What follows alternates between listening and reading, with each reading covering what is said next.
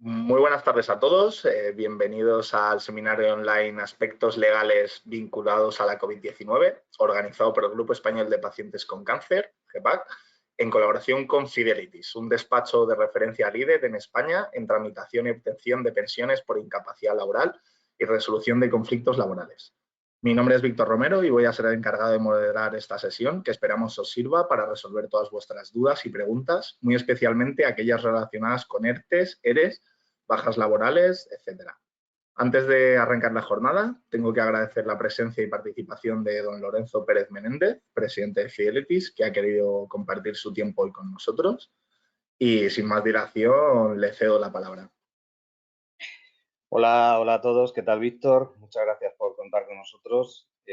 Bueno, como sabéis, Fidelitis es el soporte jurídico de GEPAC y estamos encantados de interactuar con todos los socios y simpatizantes del Grupo Español de Pacientes con Cáncer para aportar un poco de luz a todo este follón que se ha generado con el COVID-19 y lo que queda, por desgracia. Bueno, vamos, si queréis, a empezar hablando de cómo está la situación actual. Vamos a hablar en general de la situación actual de los procedimientos sociolaborales y haremos especial mención a los que tienen que ver directamente con el coronavirus, ¿no?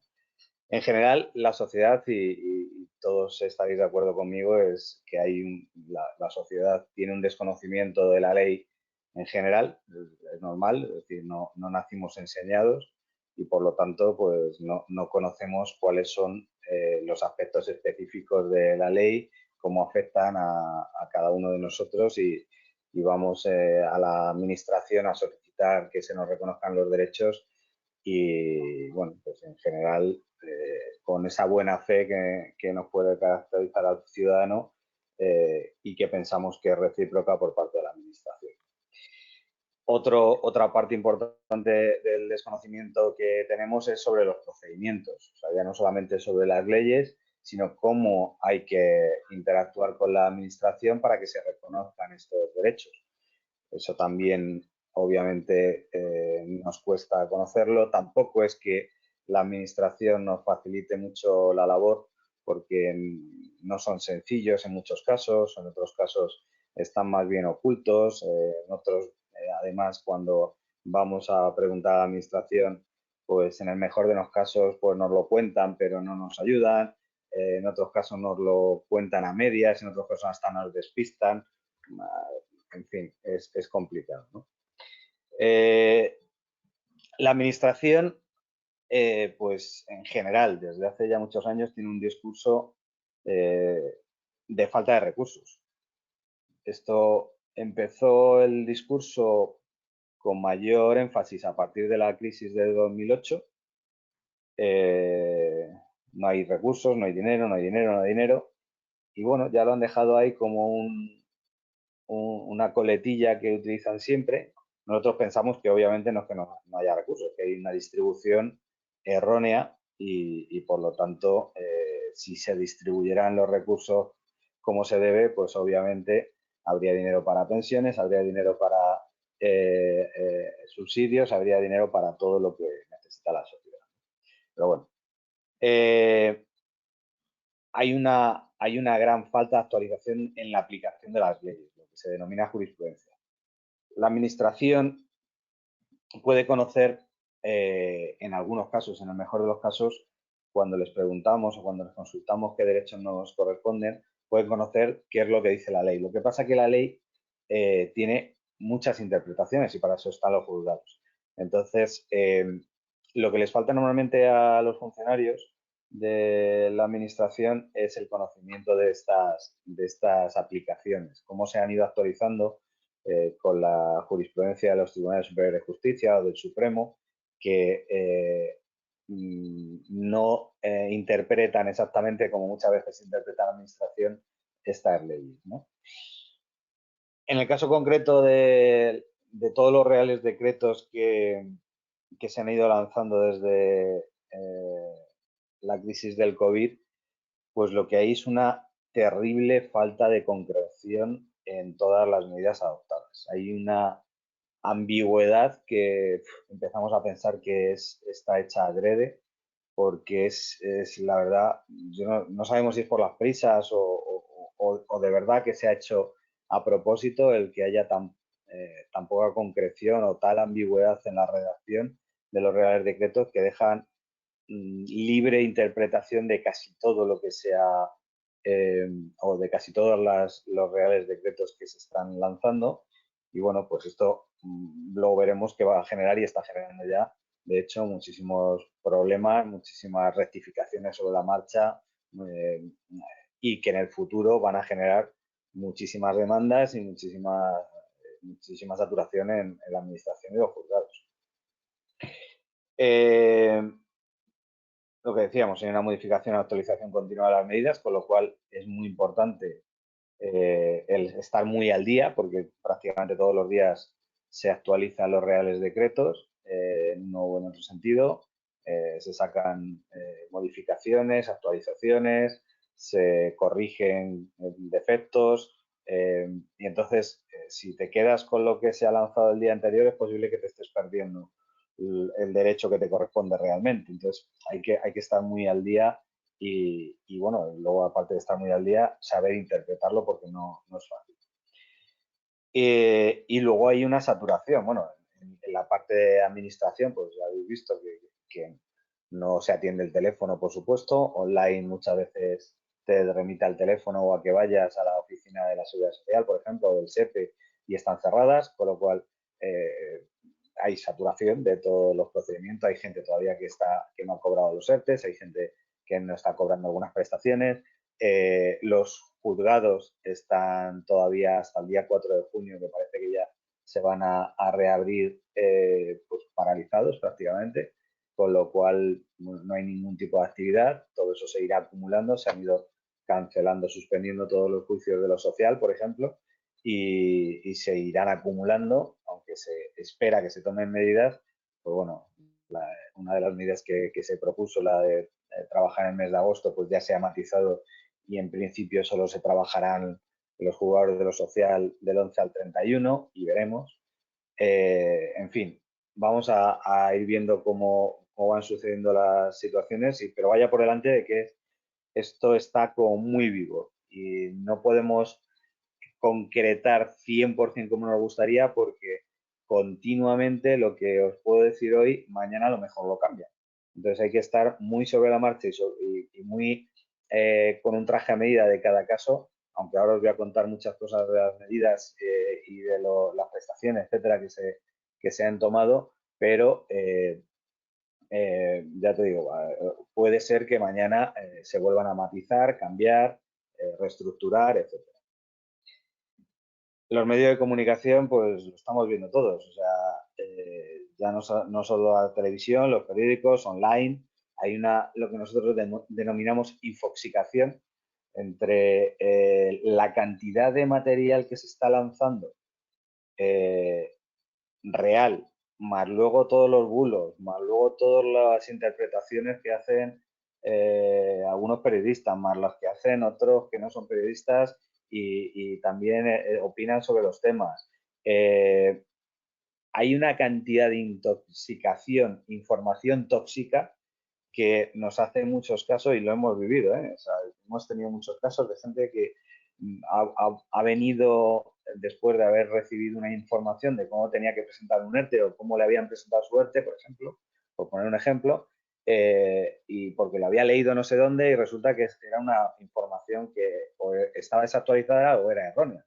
Entonces ha perdido comba a la hora de recibir su prestación o no la ha recibido todavía por un mal planteamiento del procedimiento, precisamente por esa mala información, esa información tóxica, ¿no? Y luego, pues también lo estamos viendo, hay una presión mediática, esto no es de ahora, esto es de hace ya muchos años, por la falta de recursos de la administración. Entonces parece que nos da miedo pedir las prestaciones que nos corresponden o los derechos que la ley nos ampara porque parece que le estamos robando el dinero al Estado. no señor, vamos a ver, hay derechos que la ley contempla y que si nos corresponde, y eso es lo que hay que analizar, si nos corresponde realmente, pero si nos corresponde hay que reclamarlos, no se pueden quedar ahí en el tintero porque nos estén continuamente diciendo en los medios de comunicación que no hay dinero. No hay dinero, pues lo que decíamos antes, no hay dinero para según qué cosas. Para otras sí, bien que lo hay, ¿no? Esa presión mediática también llega a los propios juzgados. Los jueces de primera instancia al final son personas y esto está calando, este mensaje está calando en los juzgados y los jueces. Obviamente hay algunos que se piensan más que antes el dar la razón en según qué prestaciones por este mensaje subliminal continuo que tenemos en la retina de que no hay dinero y por lo tanto pues hay veces que eso pesa a la hora de tomar una decisión. Por parte de los abogados hay una cosa que también está ocurriendo desde hace ya tiempo y es que en según qué temas hay mucha falta de especialización. En los abogados ocurre algo que no ocurre en otras profesiones, es que tanto los usuarios como los propios profesionales se meten, digamos, en terrenos que no les corresponden. Entonces, por ejemplo, en medicina, si cuando os han diagnosticado un cáncer, quien os ha tratado no ha sido ni el traumatólogo ni el de cabecera, ha sido el oncólogo, ¿no? Bueno, pues en los abogados nos suele pasar el que acudimos al abogado que nos ha llevado el divorcio, al abogado que es generalista, que podría ser el de cabecera, para llevarnos un tema de incapacidad laboral, para llevarnos un tema de cuidado no profesional por hijo a cargo, prestaciones que son muy concretas, temas que son muy concretos sociolaborales y que si no hay especialización, la verdad es que con el nivel de detalle que ahora mismo exige la administración para poder conceder las prestaciones, es necesario que se acuda al especialista. Y hay que saber si el especialista que nos dice que lo es, realmente lo es. Yo os invito a que cuando habléis con un abogado os cuente su experiencia real, el número de casos, porque de verdad que no vale con ver un caso de incapacidad laboral, o sea, ni leerse la ley. La incapacidad laboral, por ejemplo, o la impugnación de las altas médicas o todo este tipo de casos que os afecta directamente o el acoso laboral o todos estos temas tiene que llevaroslo a alguien que de verdad sepa de estos temas porque si no la diferencia suele ser entre conseguir o no conseguir la prestación o el objetivo que se busque, ¿no? Y otro gran problema que hay obviamente y ahora se va a ver agravado más con la situación que nos va a llegar, ya nos está llegando, que ya nos está tocando, es que hay cobros por adelantado, con lo cual si el abogado os ha cobrado por adelantado, pues al final digamos que ya puede no estar tan implicado en vuestro caso como alguien que solo cobra o solo os va a cobrar si gana vuestro caso, con lo cual también revisad ese tema porque es importante que los detalles se cuiden al máximo y para eso hay que estar muy involucrados. Y si queréis nos metemos ya de lleno en las principales medidas y consecuencias del COVID directamente y que por repasar algunas, no voy a meterme en el 100% porque es una locura, os voy a exponer las más comunes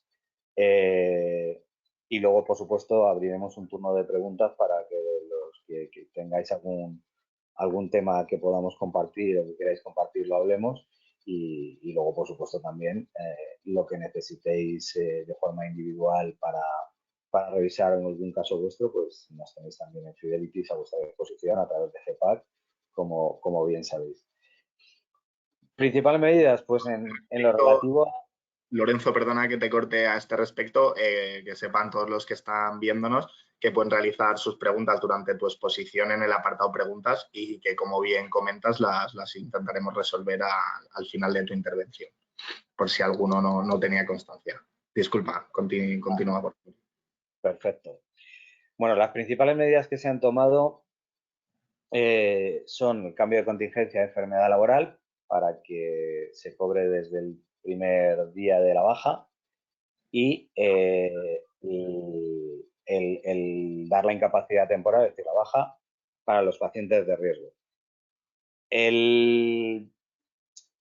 Este último apartado, que de hecho nos han llegado muchos casos de pacientes de cáncer, que es grupo de riesgo en muchos casos, la verdad es que a día de hoy, después de que han pasado tantos días, meses incluso desde que se inició este tema, sigue habiendo casos en los que no se están concediendo bajas por incapacidad, o sea, bajas, incapacidad temporal, para pacientes en grupos de riesgo o que convivan con pacientes de riesgo. Y esto, volvemos a repetir, os lanzamos a través de GEPAC un comunicado y hemos estado muy peleones en medios y en redes hablando de este tema porque es un derecho que además lo reconoció el ministro Illa. Es verdad que lo han limitado a una serie de circunstancias o de enfermedades, inmunodepresión, bronquios, etcétera, etcétera, pero en realidad, analizado que un paciente, una persona está en grupo de riesgo o convive con alguien de riesgo, hay fórmulas para solicitar esa baja. Luego, otra cosa que ha pasado también es que el mecanismo que se ha puesto en marcha está diseñado para los empleados de grandes empresas. El mecanismo que se ha puesto en marcha básicamente consiste en que hay que hablar o dirigir un escrito al Departamento de Prevención de Riesgos Laborales de la empresa en la que trabajas, que te va a catalogar como enfermo sensible o como persona especialmente sensible al coronavirus y, por lo tanto, con esa carta del Departamento de Prevención de Riesgos Laborales, el médico de cabecera, la inspección de trabajo, la inspección de la seguridad social, te va a dar la baja. ¿Qué es lo que ocurre? Que España es un país de pymes, micropymes y autónomos. Más del 90% del tejido empresarial español está compuesto por este tipo de empresas, microempresas y autónomos, con lo cual no hay un departamento de prevención de riesgos laborales en el bar Pepe ni en la mercería Juana. Entonces, ahí se atascó el protocolo, había que dirigir una carta manuscrita por tu jefe o por el mismo paciente a la empresa, en este caso, para que nos la hiciese llegar con su visto bueno, por así decirlo, a la no posibilidad de adaptación del puesto de trabajo, a la imposibilidad de hacer teletrabajo, por ejemplo, para que se produjese esa baja, ¿no? A partir de ahí se ha mejorado el procedimiento porque en algunas comunidades autónomas sí que se están dando las bajas, pero si os metéis en el Twitter del Ministerio de Sanidad veréis que todavía a día de hoy hay gente que está, pues eso, explicando o reclamando que está en situación de riesgo o que convive con un familiar en situación de riesgo y que le obligan a ir a trabajar en su empresa o que no le están haciendo ni caso si es un autónomo, por ejemplo, en el caso de los autónomos, en su médico de cabecera ni en la inspección y, por lo tanto, hay cartas escritos que podemos entregaros, de hecho están colgados en la web de GEPAC y en la nuestra, en fideltis.es, para que podáis dirigir una serie de escritos, el primero a la empresa, el segundo a la inspección de trabajo y, bueno, pues a partir de ahí ya se abriría un periodo en el que se podría establecer demanda. Pero están funcionando cuando se presentan los escritos que os estoy refiriendo, pues está funcionando bastante bien y aunque es un poco más pesado porque obviamente te exige dirigir una carta ya formal o al departamento o a tu jefe o al departamento de recursos humanos e incluso a la inspección de trabajo o también de forma paralela a la Consejería de Sanidad de la comunidad autónoma a la que perteneces, pues lo cierto es que están dando resultados. Entonces, si estáis en esta situación, no dejéis pasarla porque no tenéis por qué ir a trabajar si estáis en grupo de riesgo o convivís con familiares en grupo de riesgo. Que es otra de las cosas, por cierto, que no ha aclarado el Real Decreto. Es decir, el Real Decreto solo habla de pacientes de riesgo, pero no habla de empleados que conviven con pacientes de riesgo. Aunque luego en la práctica, con este tipo de medidas sí que se está consiguiendo, ¿vale? Por eso os decía que la mayoría de las medidas no están claramente finalizadas, por así decirlo, han quedado muy ambiguas, abiertas y por eso hay que estar muy al día. Bueno, en la parte de adaptación de puesto de trabajo, bueno, otro problema que estamos teniendo y ahora con la vuelta al trabajo se está de nuevo poniendo de moda es el teletrabajo. El teletrabajo me refiero a que se ha obligado a las empresas que puedan optar por esta medida a que ofrezcan la posibilidad a sus empleados de hacerlo y lo han hecho al principio, pero ahora con la reapertura de las empresas están enviando cartas o llamadas para que vuelvan a trabajar al puesto de trabajo. Insisto, si desde luego, si eres grupo de riesgo o convives con un familiar en grupo de riesgo, es posible seguir teletrabajando.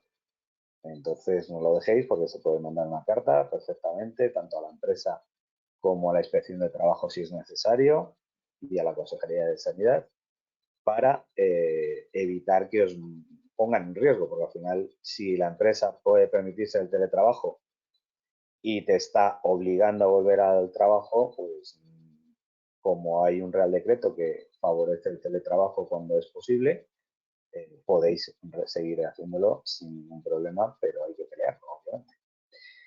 Luego otra medida que se puso en marcha, pero bueno, aquí la verdad es que no todo el mundo se la puede permitir, es la reducción de jornada y salario hasta el 100%. Si alguien no quiere trabajar porque está en grupo de riesgo o convive con familiares de riesgo, puede reducirse la jornada y el salario hasta el 100%. Obviamente esto es poco sostenible para la mayoría de las familias, ¿no? Y la tercera más relevante es la adaptación de la jornada. Aquí la adaptación de la jornada, normalmente una de las partes es la del teletrabajo, pero también está el que, por ejemplo, se pueda intentar hacer jornada continua para no tener dos veces o doble exposición al transporte público, por ejemplo, o el hacer una jornada en un horario determinado para conciliar con tu pareja y si los niños, por ejemplo, están en casa, como es el caso. Es decir, hay una serie de medidas. Lo que pasa es que aquí ya entra en juego la negociación con la empresa, con el empresario. Y bueno, aunque no hay una directriz clara, vuelve a haber ambigüedad. Lo que sí que es cierto es que si el empresario no demuestra que lo que le pide el empleado es imposible, tiene que hacerlo. Es decir, imagínate, volvemos a hablar de lo mismo, es decir, las medidas en general se han tomado más para grandes empresas. Es decir, una empresa que tiene 300 empleados, pues obviamente se puede permitir el lujo de que haya 10 que pidan jornada intensiva, pero y la empresa que tiene 2 empleados o 4 y 3 o 2 le piden trabajar solo por las mañanas, pues ahí ya hay un conflicto, ya hay un problema porque tendría que contratar a una persona para por las tardes, etcétera, etcétera. Bueno, hay una serie de condicionantes, pero bueno, si se lo puede permitir la empresa, las grandes empresas sobre todo, tienen que aceptar estas adaptaciones de puesto de trabajo o demostrar que no pueden permitirse, ¿vale? Sobre todo, todos estos temas, y más que veremos a continuación, os lo voy a repetir, son temas que no os quedéis con la duda. Lo importante es manejar la información, saber si te corresponde o no te corresponde. Porque si te corresponde puedes pelearlo, tienes que saber también obviamente a qué te expones, pero si no te corresponde tampoco te tienes que pegar contra un muro. O sea, si te corresponde, si ya sabes que tienes ese derecho y tú tendrás la última palabra en cuanto a reclamarlo o no, pero si no te corresponde, que a veces no nos corresponde, nos estamos pegando contra la pared y estamos frustrados y cabreados y resulta que no corresponde por ley. Entonces lo más importante es que sepáis dónde os movéis, qué opciones tenéis y a partir de ahí tomar las decisiones porque serán mucho más correctas con la información adecuada. Aquí viene la madre de todos los temas que nos están ocupando y nos van a ocupar en el futuro. Y son los maravillosos ERTEs, estos, que se han aplicado a 3,3 millones de españoles, ¿no? Y bueno, pues hay dos tipos, como sabéis, el de fuerza mayor, que es al que se ha cogido la mayoría de las empresas, y luego los CETOP, que son los de por causas económicas, técnicas, operativas o de producción. Los de fuerza mayor, ahora ha salido una adaptación por la que la empresa puede optar a flexibilizar el ERTE de fuerza mayor y por lo tanto reducir la jornada. En principio el de fuerza mayor incluía solamente digamos el cierre temporal de la empresa y por lo tanto de los trabajadores y no permitía el que volviesen a la actividad de forma gradual. Ahora ya sí lo permite. Hubo una nueva actualización hace cuestión de 15 días aproximadamente en la que se permite que una empresa a la que se le concedió el ERTE de fuerza mayor pueda incorporar de forma gradual a uno o varios trabajadores y además en jornada no completa. Puede ir haciéndolo de forma gradual, pues incorporando, por ejemplo, ahora incorporo el 30% de la plantilla con el 50% de la jornada laboral y así de forma gradual hasta que esté plenamente operativa la empresa y la verdad es que es una buena medida. Lo que pasa que, como todo lo que se ha hecho, luego tiene letra pequeña. Se anunció que todos los que se acogiesen a los ERTEs de fuerza mayor no iban a poder despedir a sus empleados hasta 6 meses después. Pero bueno, la verdad es que la norma es muy, muy, muy interpretativa. Lo primero es que no se ha dejado claro. Si se hubiera querido impedir el despido, se habría especificado que de producirse sería nulo. Eso no lo pone en el Real Decreto. Con lo cual, la interpretación que van a hacer las empresas es que es improcedente, con lo cual lo único que se va a conseguir es que te despidan en lugar de con 20 días, con 33. Eso, por desgracia, es lo que va a pasar a partir de julio. Ya introdujeron una serie de adendas en las que aclaratorias en las que decían que sí que se podía despedir por motivos disciplinarios, por finalización de contrato, etcétera, etcétera, que bueno, que era más obvio, pero siguen sin aclarar qué va a pasar con el despido tras ERTE de fuerza mayor. Y desde nuestra humilde opinión, lo que va a pasar es que van a despedir a multitud de gente.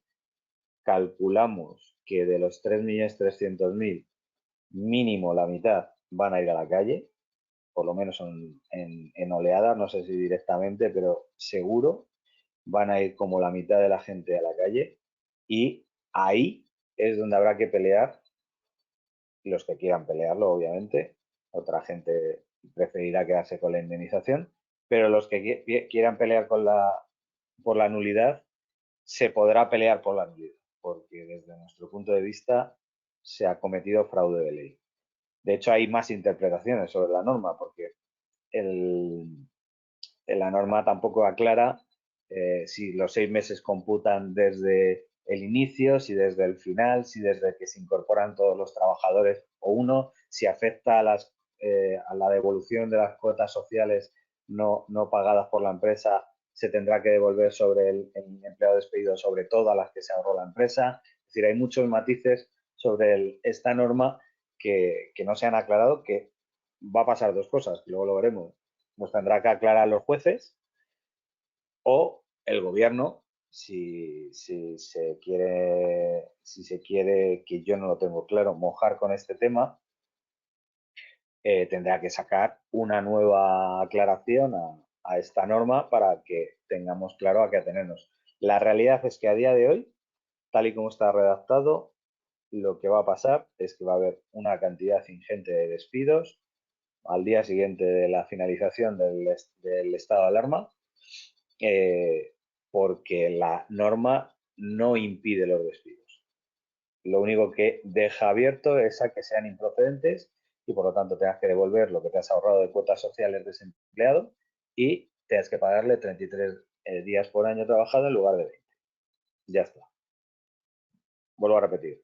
Puede que de aquí a entonces o más adelante el gobierno saque una norma al respecto y aclare esta situación. Si lo ha dejado abierto, que yo creo que lo ha dejado abierto adrede, es porque estará pensando que si no lo deja abierto, lo que va a pasar es que si las empresas no pueden despedir a un empleado de 2, por ejemplo, va a tener que cerrar la empresa y por lo tanto todo esto va a ir a Fogasa. Y si al final va a Fogasa, tiene un problema todavía más grave. O sea, va a tener mucho desempleo, sí, pero es que además va a tener que pagar todas las indemnizaciones.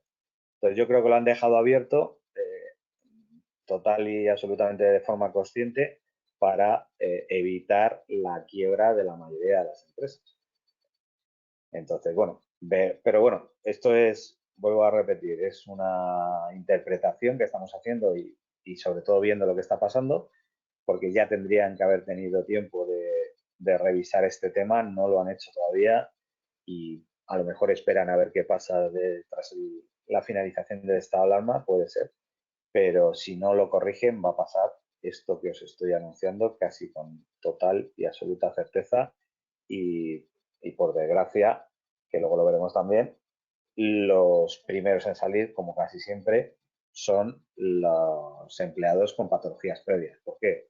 Porque es humano que el empresario piense que es el empleado que le va a dar más problemas de bajas, le va a dar más problemas de pérdidas de tiempo para ir a revisiones, a sesiones, a lo que sea. Entonces, es muy humano y muy normal que nos afecte más a los pacientes, con los empleados con patologías previas que a cualquier otro tipo de empleados. Y por ahí también, obviamente, hay que defenderse. Entonces, tenerlo en la cabeza porque ojalá y nos pase, pero si os pasa, el que quiera tendrá como mínimo, tendrá que ser indemnizado de forma improcedente, pero también se puede pelear, tal y como está redactada ahora mismo la norma, por la nulidad de su despido y por lo tanto se le tendrá que indemnizar, o sea, se le tendrá que reintegrar en su puesto de trabajo, pagarle los salarios de tramitación, etcétera, ¿vale? En los casos de causas, ERTES por causas económicas, técnicas, operativas o de producción, bueno, estos son más sencillos, porque al final estos sabéis que se tienen que pactar con los empleados o con la representación sindical y al final, bueno, han reducido los tiempos para presentar el acta, lo han bajado de 15 días a 7 y bueno, pues aquí el paro se cobra de otra manera, como sabéis, lo que pasa es que consume paro, mientras que el de fuerza mayor no. Y aquí, pues en función de la situación de cada empresa, pues lo está aplicando de una manera, se están autorizando todos los que están presentando bien, sin problema. Lo que pasa es que los que se están denegando es porque se han presentado mal Y también hay que saber dónde, en este caso, los pequeños empresarios tienen que saber cómo tienen que presentarlo y no dejarlo tampoco en manos de cualquier gestor que no haya hecho ningún tipo de ERTE de este tipo. Entonces, también es importante. Y el empleado tiene que saber que su empresa lo está presentando también bien para cobrar su paro a tiempo, para cobrar lo que le corresponde, etcétera. Otro tipo de prestaciones, bueno, las prestaciones que sean, dentro de las medidas que se han adoptado, pues la mayoría es la de flexibilización del cobro del desempleo, ya sea por ERTE de fuerza mayor o por ERTE de CETOP. Y bueno, pues lo que sí que sabemos que es, todavía hay gente que no lo ha cobrado y esto ya empieza a clamar al cielo, pero bueno, es verdad que han estado muy saturados. Esta avalancha no la podía haber previsto nadie, pero también es cierto que hay muchísimos funcionarios públicos que no les han, que han estado en su casa y no han estado trabajando, que es también algo que nos deberían explicar al resto por qué. O sea, no entiendo muy bien que esto haya ocurrido, pero bueno, tampoco es nuestro cometido el ponerlo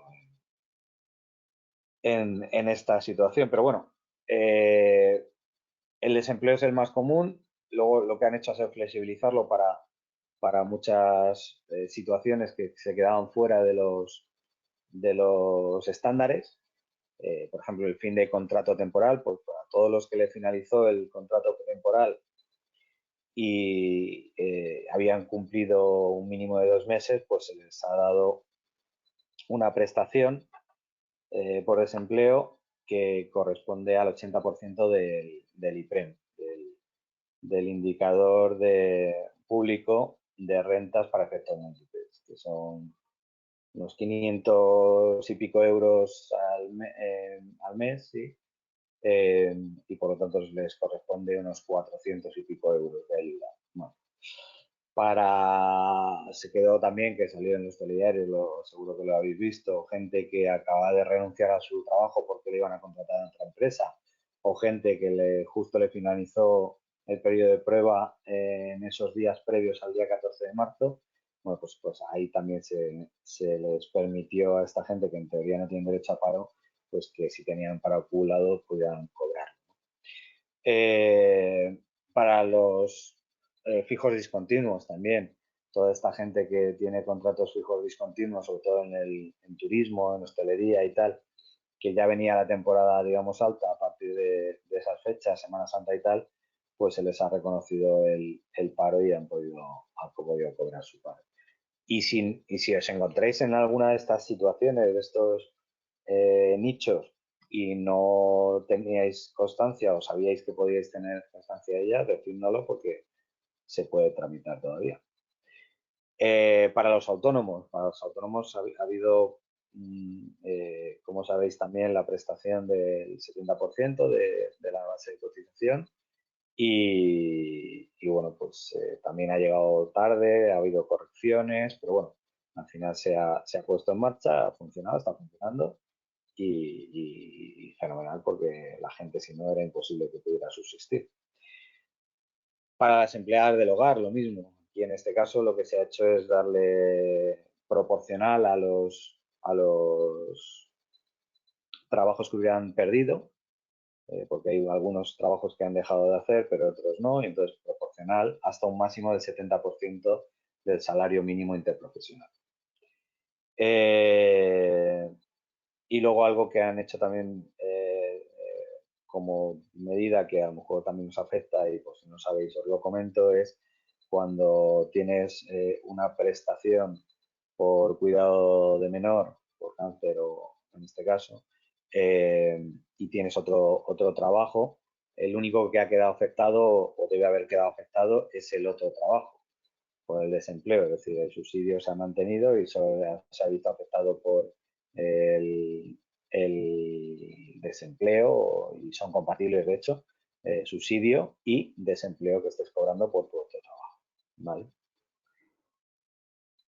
Bueno, otras medidas que se han puesto en marcha son el famoso permiso retribuido recuperable, que ya sabéis que se tendrá que recuperar las horas de aquellos famosos días que estuvieron en casa la gente que tenía que ir a trabajar, pues tiene que devolver esas horas a partir de que finalice el estado de alarma y hasta el 31 de diciembre de 2020.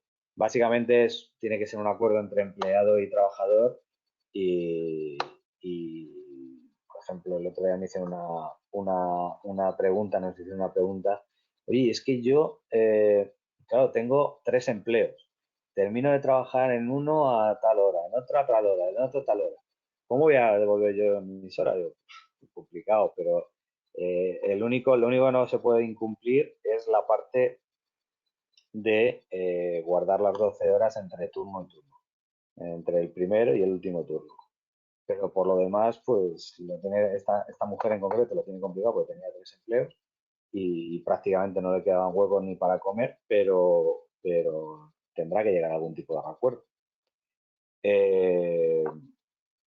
Otra cuestión también es que dependiendo, porque ha habido casos en los que estaban inmersos en la solicitud del ERTE, les mandaron a casa y luego no se lo concedieron o se lo concedieron más tarde.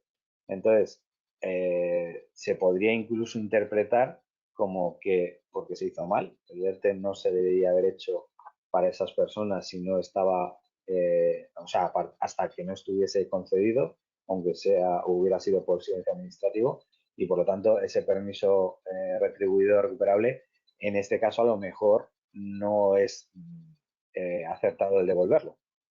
Entonces, hay que ver en qué situación se ha visto cada uno, cómo se le ha comunicado, si se tenía que ir a su casa, porque ha habido muchos casos en los que se le han mandado a casa, coincidiendo con este espacio de tiempo en el que se aprobó el permiso retribuido recuperable y luego no les han aprobado el ERTE, con lo cual se puede interpretar, y de hecho se puede interpretar sin ningún género de dudas, el que la empresa te ha concedido ese permiso retribuido sin necesidad de ser recuperado. Pues hay que ver también cómo se ha comunicado, cómo no se ha comunicado y analizarlo, ¿vale? Bueno, la suspensión de los contratos temporales. Sabéis que durante todo el estado de alarma los contratos temporales se quedan en suspenso y empiezan a contabilizar a partir de la reapertura de los negocios y por lo tanto esos días que no se ha trabajado no han computado. Es una fórmula para evitar también despidos.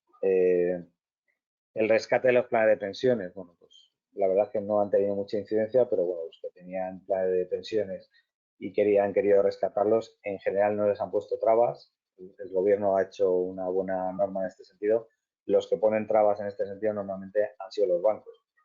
Pero si os ponen trabas, decídnoslo o decírselo a alguien que sepa cómo enviar una carta al banco en cuestión, porque están obligados a hacer la devolución, el ingreso del plan de pensiones, el reingreso en la cuenta, y ese reingreso en teoría, bueno, en teoría no, en la práctica, no te va a afectarte a tu declaración de la renta, ¿vale? Luego se han tomado medidas que tampoco son demasiado, digamos, efectivas, porque sobre todo en el día a día del autónomo, que son para los que más se han tomado este tipo de medidas, que es la moratoria para el pago de los seguros sociales, para pequeños empresarios y para autónomos, el aplazamiento del pago de la deuda de la seguridad social. Esos 2 puntos al final, pues lo cierto es que al final tienes que pagarlo, y si dentro de 3 meses que reabres tu negocio tienes que pagarlo, como tienes que pagarlo, pues si no has estado ingresando, pues de poco te va a servir esta moratoria, pero bueno, algo es algo.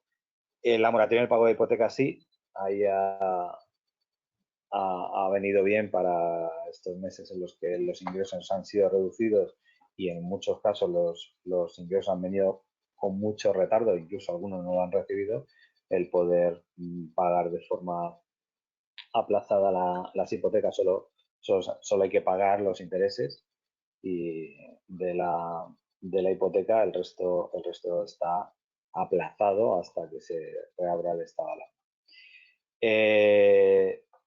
Y, y luego otra de las medidas es en la aplicación del bono social eléctrico. Los afectados por el COVID pueden acogerse al bono social eléctrico para ver reducida su factura de la luz, ¿no?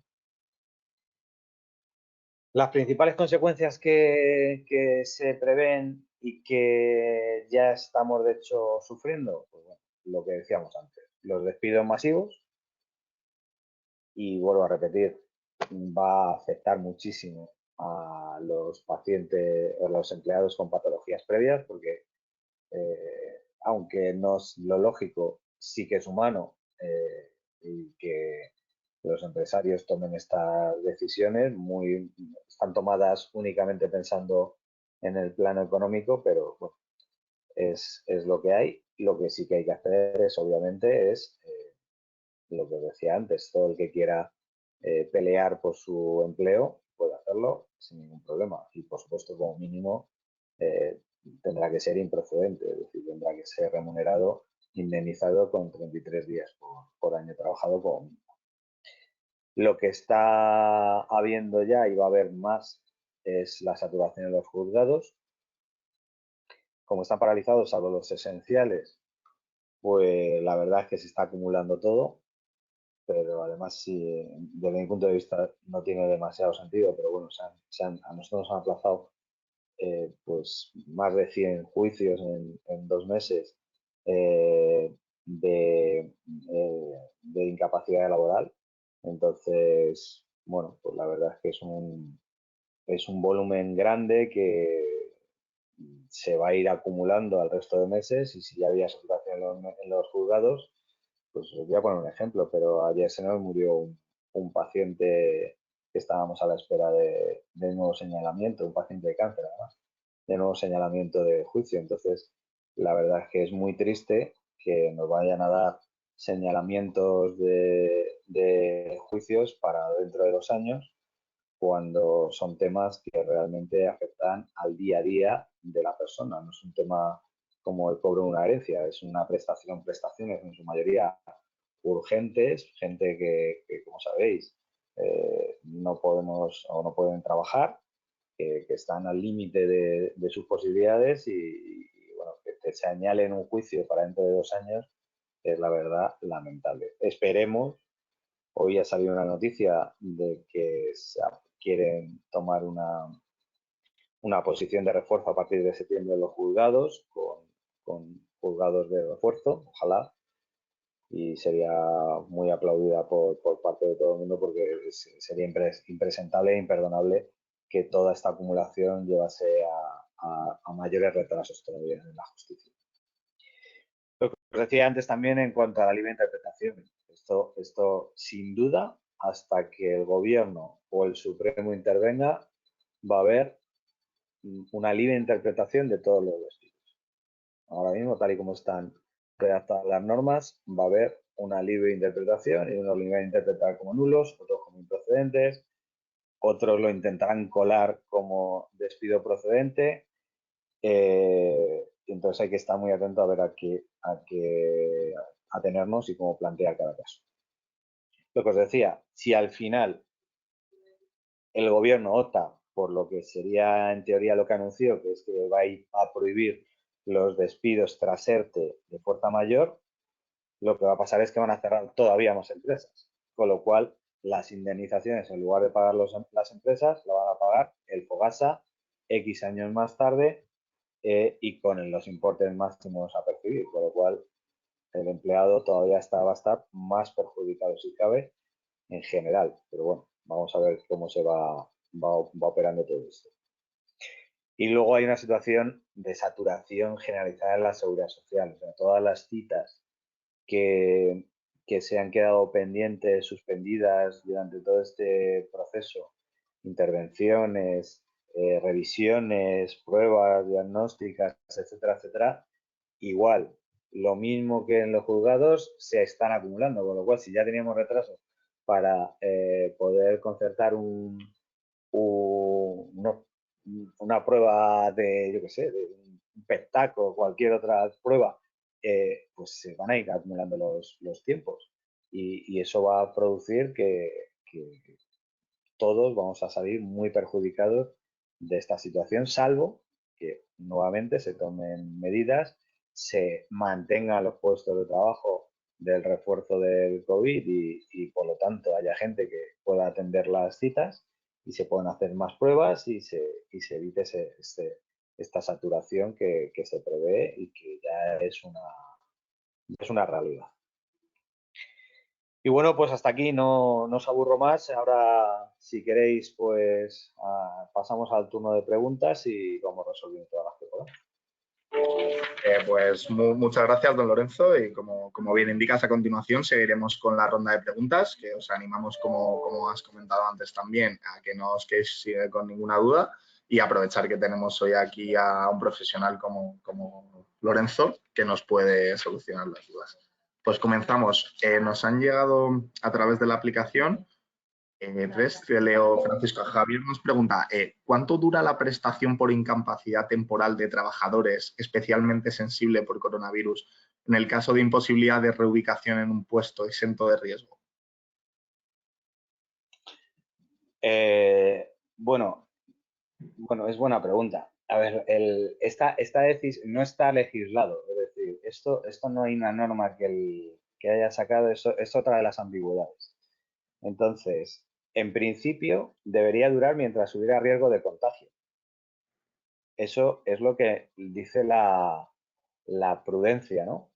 Pero no se ha sacado ningún tipo de norma al respecto, con lo cual puede ser que cuando la Seguridad Social estime oportuno, le mande el comunicado de alta. O sea que no hay una norma clara al respecto. Probablemente, ya que están vinculando todo al estado de alarma, lo hagan a partir de que finalice el estado de alarma, pero no está claro, no hay una norma clara al respecto. Muchas gracias. Y nos preguntan también, Ana Brenilla, buenas tardes, en mi empresa estamos teletrabajando desde el inicio del confinamiento, pero quieren que nos incorporemos a la oficina en junio. Soy grupo de riesgo, tengo un justificante de mi médico de cabecera y he informado a mi jefe de esto.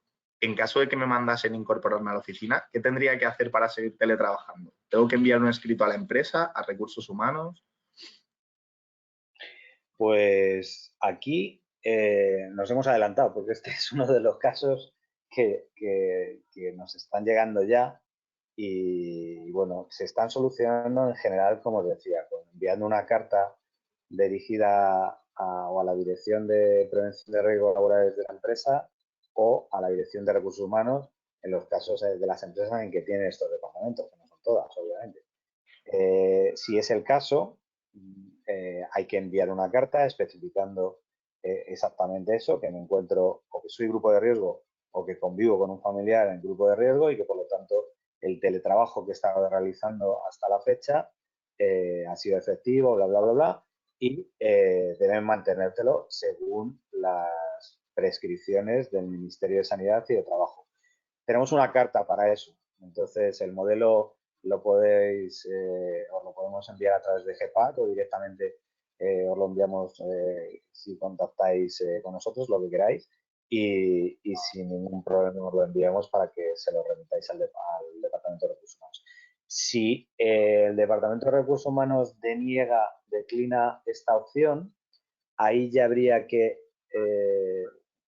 vuelvo a repetir, esto es algo que recomendamos, pero que luego hay que saber que hay empresas que pueden o no tomar represalias. Y esto es algo que desde nuestro punto de vista tampoco está haciendo realmente 100% bien el gobierno, porque debería haberlo reglado para no provocar un enfrentamiento empleado-empresa. Porque si hay una situación en la que no está clara, ya hay un enfrentamiento empleado-empresa. Mientras que si está regulado, claramente por el gobierno, no habría tal enfrentamiento. Bueno, en este caso, si declina la opción la empresa, habría que dirigir una carta tanto a, bueno, en este caso como primera opción, como segunda opción sería a la inspección de trabajo y la otra opción obviamente sería solicitar la baja por pertenecer al grupo de riesgo para evitar el contagio. Y ahí en principio te la tienen que dar. Entonces, esos serían un poco los pasos a seguir, pero vuelvo a repetir, también depende mucho de cada caso.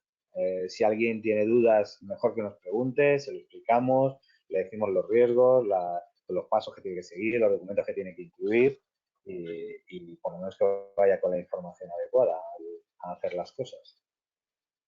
Muchas gracias, Lorenzo.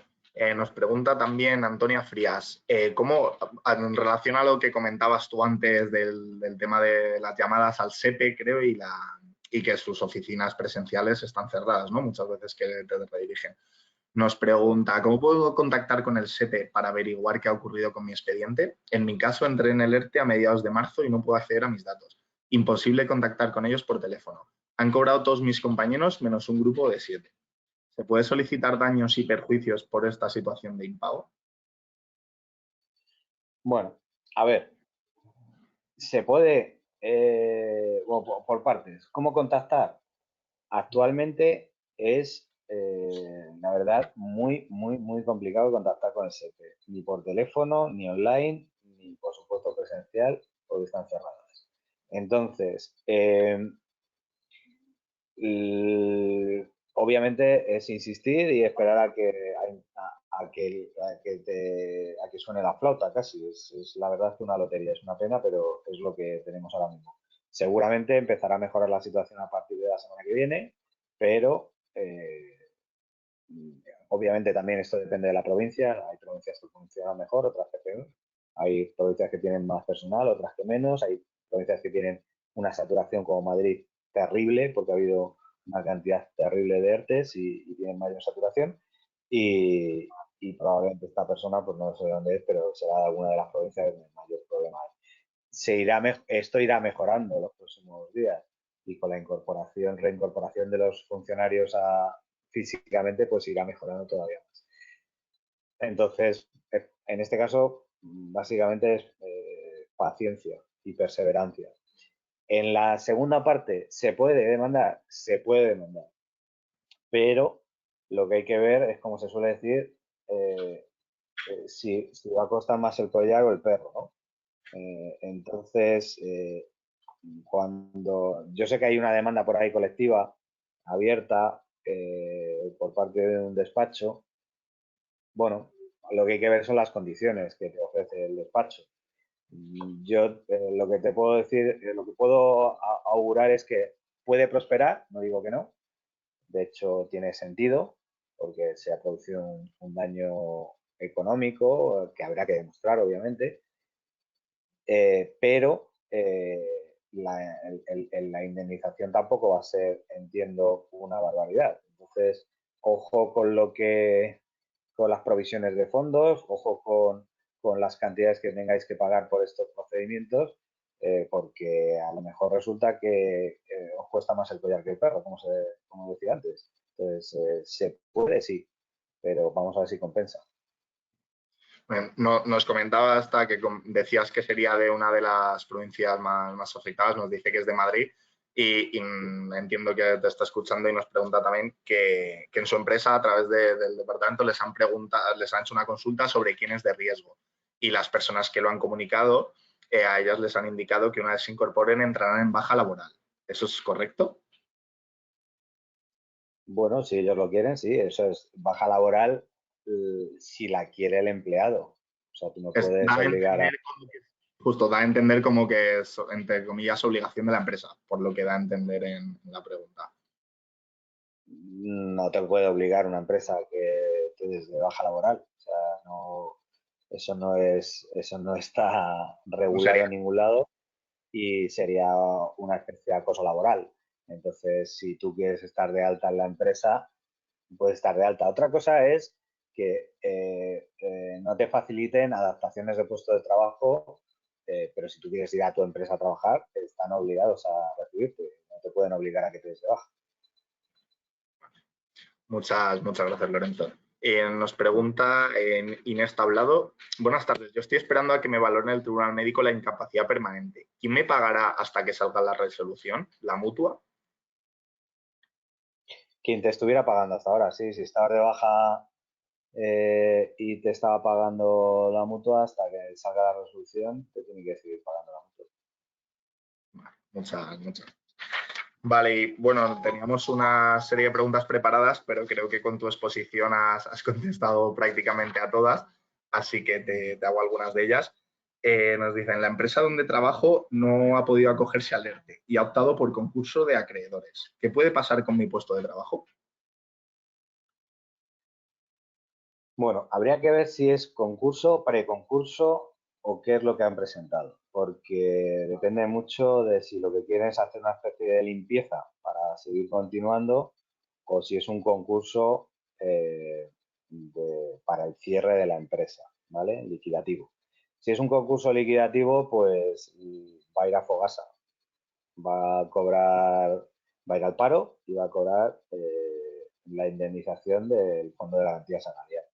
Si es un concurso para limpiar deudas, pues que hagan viable la empresa, pues en principio el compromiso de la empresa debería ser mantener, según el estudio de viabilidad que haga con el administrador concursal, X puestos de trabajo.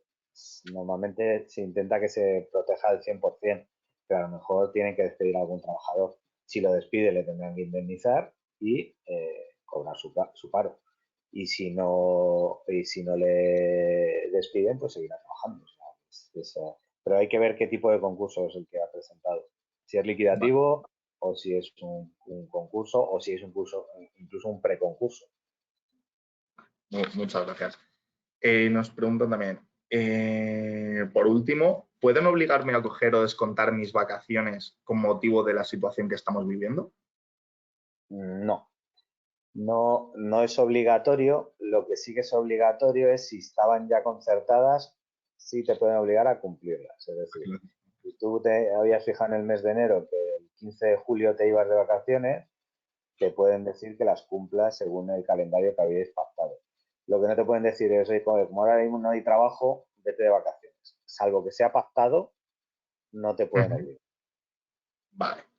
Y luego sí hay que atender a los periodos que algunos convenios colectivos tienen. Y si hay convenios colectivos en los que una parte X de las vacaciones se tienen que cumplir entre los meses de tal y tal, pues eso sí que hay que cumplirlo, si la empresa lo ejecuta. Vale. Yo creo que queda muy claro. Pues muchas gracias, Lorenzo. Personalmente creo que ha sido muy interesante porque estos son temas, no estamos todos los días haciendo seminarios médicos, pero efectivamente esto sí que es algo que puede afectar incluso a más gente, ¿no? Los temas legales. Y nada, pues a despedirnos. Hasta aquí el seminario Aspectos Legales vinculados al COVID-19. Agradecer una vez más a don Lorenzo Pérez Menéndez su intervención y a todos los participantes su tiempo de interés en este seminario. Esperamos que os haya resultado interesante. Os recordamos que en unos días podéis encontrar el seminario en la web que hemos habilitado en GEPAC, Coronavirus y Cáncer. Y como comentaba Lorenzo, también los enlaces, ¿no?, que decías que nos habéis facilitado, los hemos puesto en un apartado de aspectos legales, ¿no? Y podéis consultarlos ahí o dirigidos directamente a Fidelity. Pues sin más, nada, despedirme, Lorenzo. Muchísimas gracias por tu intervención y tus palabras y ha sido un verdadero placer. Nos veremos en otra ocasión. Seguro que sí. Un abrazo. Muchas gracias. Un abrazo para ti. Muy buenas tardes a todos. Hasta luego. Adiós. Adiós.